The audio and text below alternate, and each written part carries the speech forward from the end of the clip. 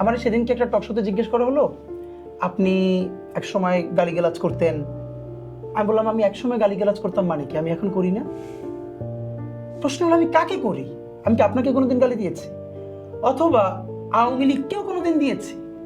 আমি এক্স্যাক্টলি একজন গণহত্যাকারী। সেই গণহত্যাকারীটা কেমন গণহত্যাকারী?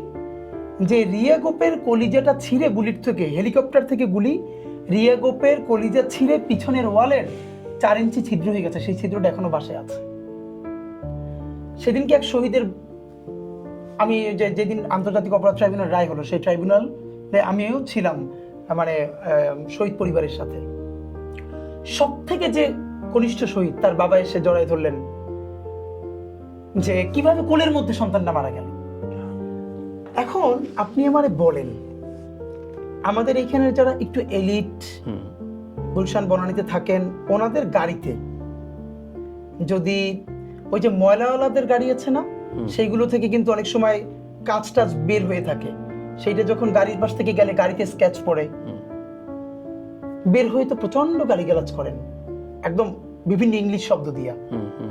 এর মানে আপনি যদি গাড়ি থেকে বের হয়ে একজন ময়লাওয়ালা গাড়ির ময়লা টানে, তারে প্রচুর ইংলিশ গালিগালাজ করেন, এটা হলো সভ্যতা, খুবই সিভিক, এবং এটার মধ্যে একটা এলিট ভাব আছে।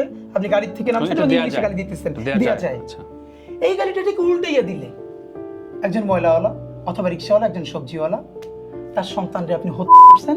আপনি যেগুলো ইংলিশে বলছেন না, ওইগুলো বাংলায় তার জবানে সেবার আপনার বলতেছে, আপনি এগুলোর অসভ্য বলতেছেন, আপনি এগুলোর অশ্লীল বলতেছেন।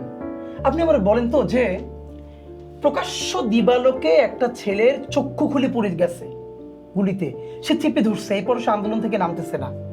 একটা ভিডিও এখনো প্রচুর ভাসে যে বন্ধুরা লাশটা নিয়ে যাচ্ছে, সেইটার উপরে আবার গুলি হচ্ছে, ওরা লাশ ফালাই দৌড়িতে হইতেছে। আপনি এক্স্যাক্টলি কোন জবানে, কোন ভাষায় প্রতিবাদ করবেন? এবার আমি আপনাকে বলি, আপনি 100 শহীদ পরিবারের মাকে গিয়ে জিজ্ঞেস করেন, তিনি তখন কোন শব্দে, কোন জবানে ওই গণহত্যাকারীর প্রতিবাদ করেছে? একটা রাবীন্দ্রিক ভাষায়।